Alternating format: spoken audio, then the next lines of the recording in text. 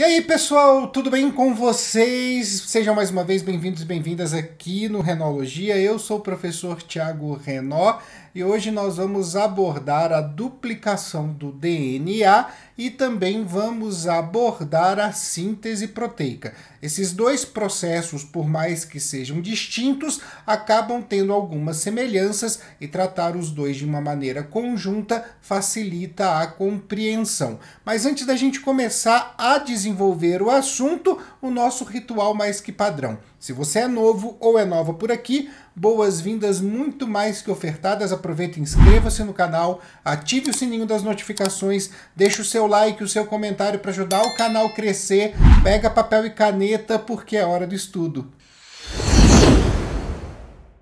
Lembrando um pouquinho da estrutura do DNA que foi proposta por Watson e Crick, nós temos essa molécula, esse ácido nucleico, formado por uma fita em dupla hélice e formada por unidades conhecidas como nucleotídeos.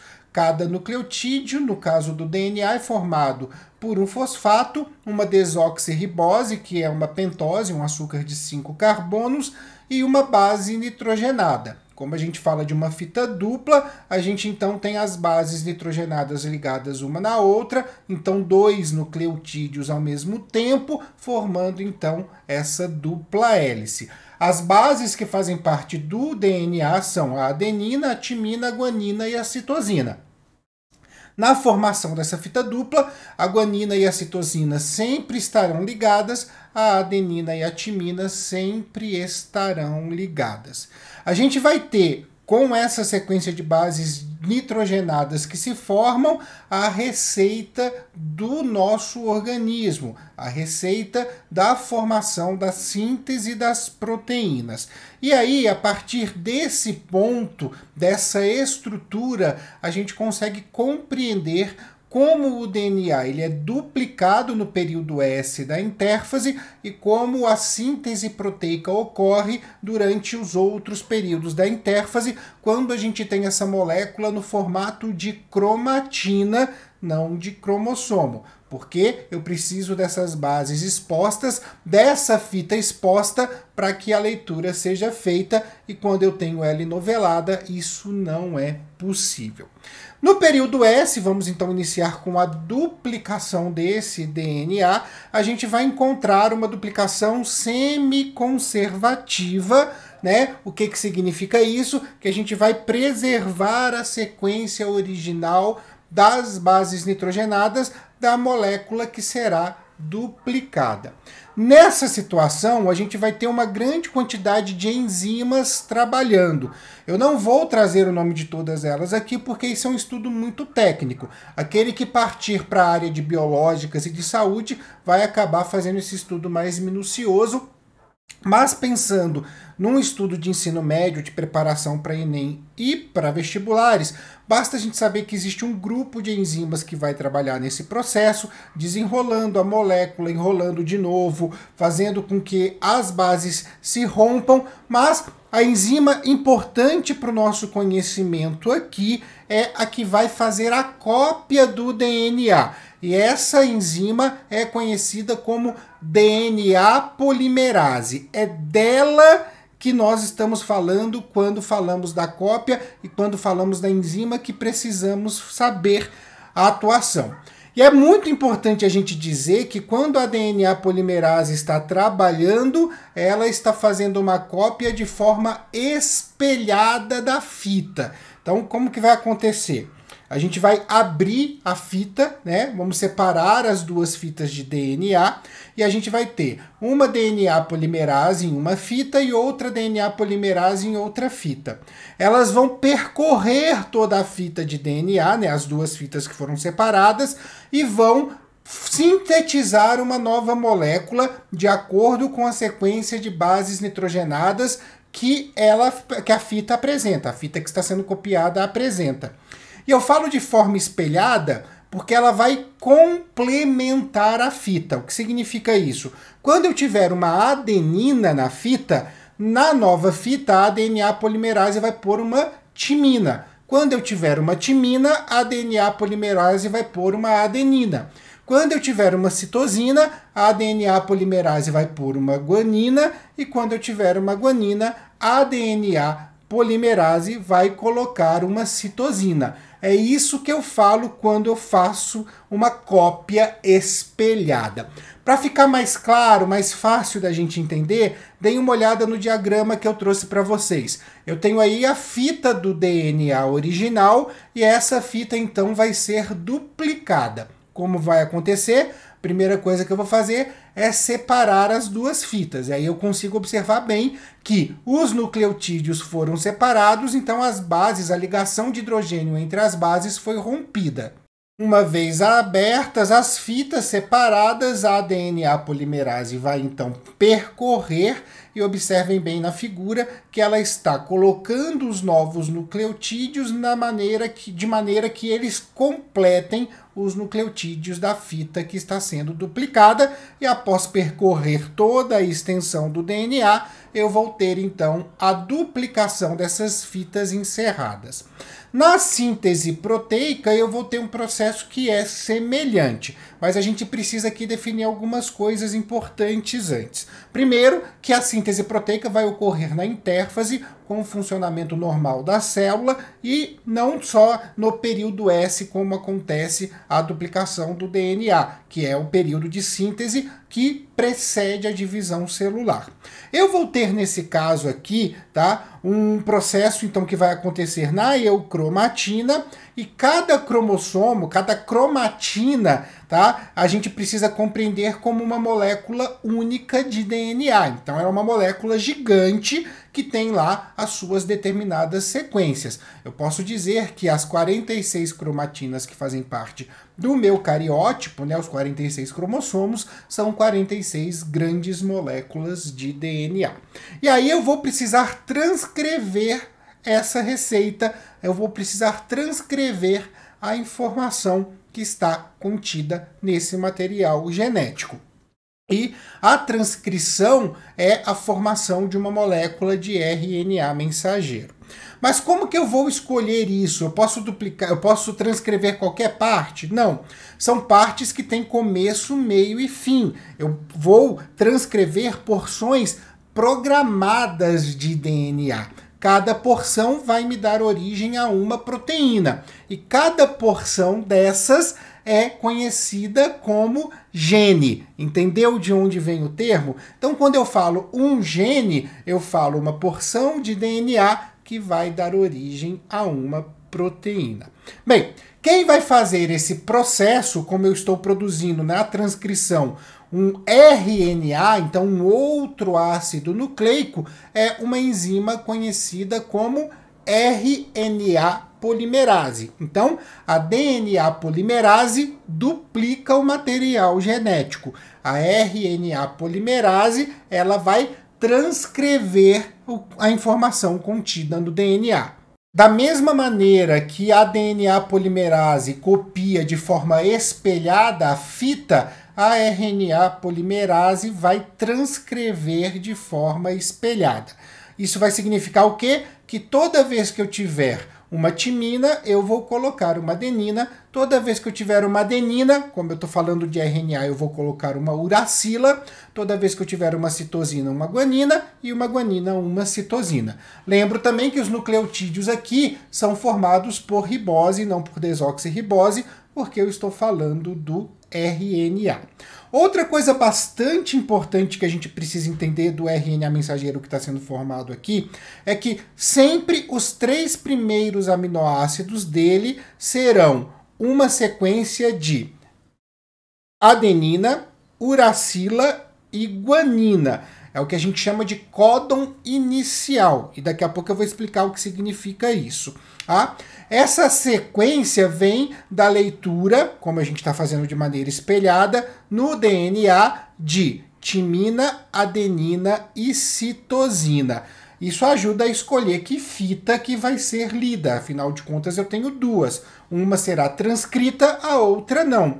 A que vai ser transcrita tem lá essa sequência de timina, adenina, citosina, que vai marcar o início da produção do RNA mensageiro.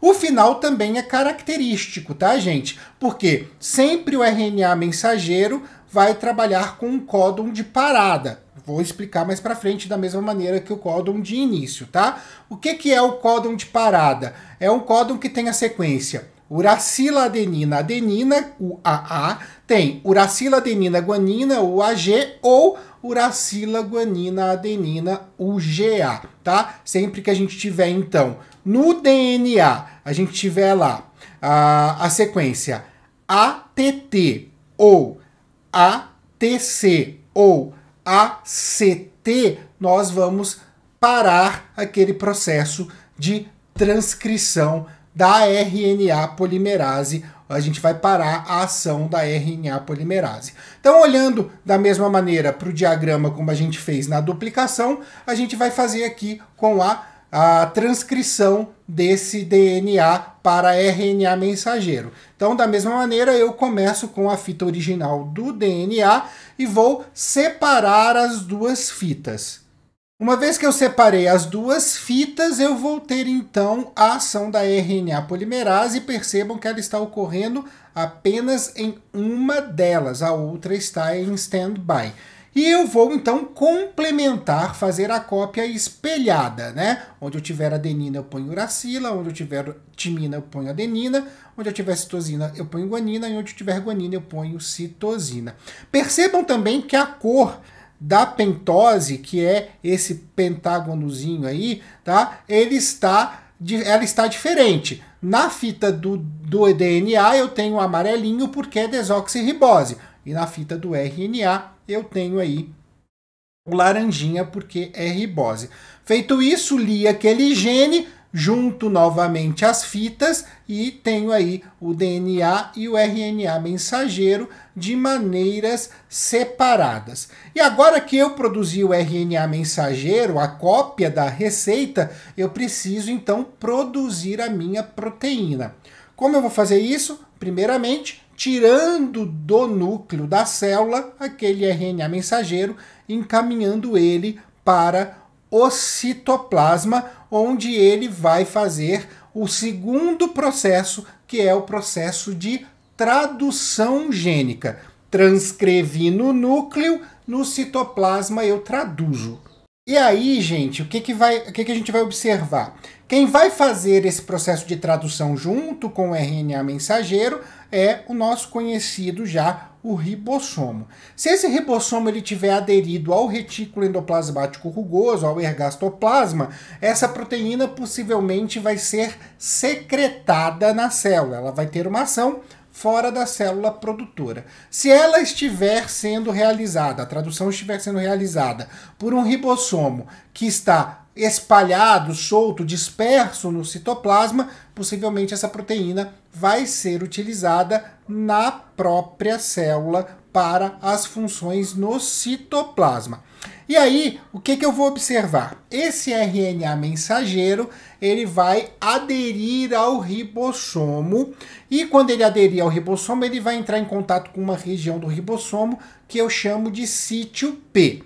No sítio P, eu terei lá preparado um RNA transportador com metionina. E agora vem a ideia do códon, quando eu falei para vocês que eu ia explicar depois.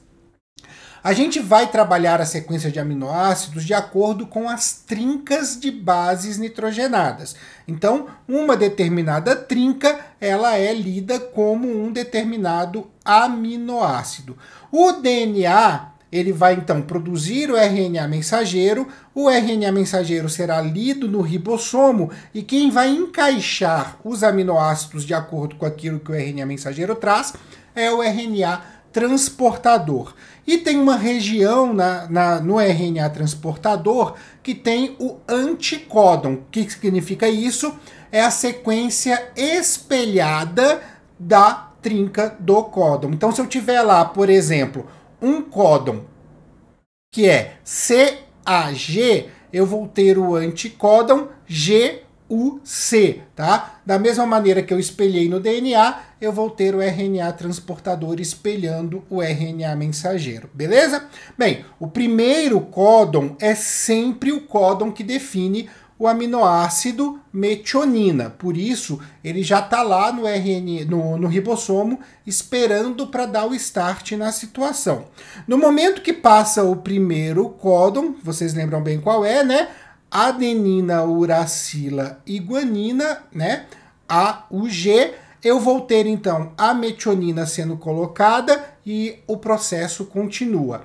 Aí, alguns RNAs transportadores começam a entrar no ribossomo, no que a gente chama de sítio A, carregando os aminoácidos de acordo com a sequência que nós temos no RNA mensageiro, até chegar aqueles 3 códons que eu disse para vocês, que são os códons de parada. Naquele momento, a gente interrompe o processo e faz a liberação da proteína. Para a gente poder visualizar o que eu estou dizendo, eu trouxe essa figura aí para vocês, tá? Então eu tenho lá a metionina, o códon AUG, o anticódon UAC.